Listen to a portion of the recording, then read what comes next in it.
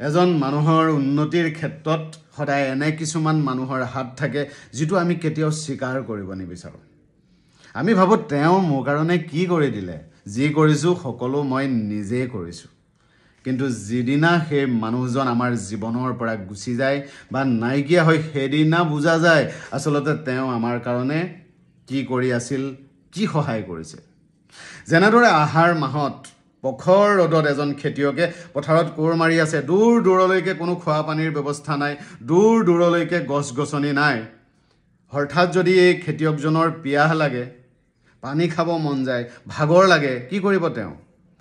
পথাৰৰ মাজত থকা লঠঙা গছজোপাৰ ছাঁত গৈ যেতিয়া অকণমান সময়ৰ বাবে জিৰাব, তেতিয়া তেওঁ বুজি পাব সেই লঠঙা গছজোপাৰ মূল্য কিমান। যি গছজোপাক তেওঁ ইমান দিনে ইগন'ৰে কৰি আছিল, সদায় হাঁহি আছিল এজোপা লঠঙা গছ, কাটি পেলাম কাম নাই বুলি, সেই গছজোপাই সেইদিনা তেওঁৰ যে জীৱন বচালে, তেওঁক যে পিয়াহৰ পৰা বচালে, সেইদিনা খেতিয়কজনে বুজি পালে যে লঠঙা গছজোপাৰ মূল্য কিমান। একেই আমাৰ জীৱনত সদায় এনেকুৱাই হয়।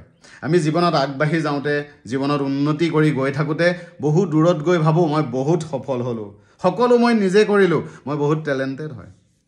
আচলতে নহয়, আমাৰ এই যাত্ৰাটোৰ পিছত এনে কিছুমান মানুহৰ হাত থাকে যাৰ বাবেহে আমি এই জেগাত আহিব পাৰিছোঁ।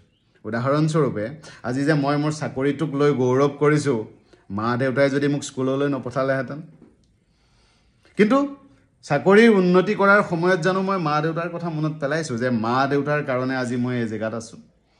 এনেদৰে কাম কৰা জেগাত বহুজন মানুহ আছে যি মোক ছাপোৰ্ট কৰাৰ বাবে, সহায় কৰাৰ বাবে আজি মই এই জেগাত আছোঁ। কিন্তু মই জানো কৈছোঁ, মই প্ৰমোশ্যন লৈ দেখাইছোঁ বুলি কৈছোঁ, তেওঁলোকৰ কথা জানো মনত পেলাইছোঁ?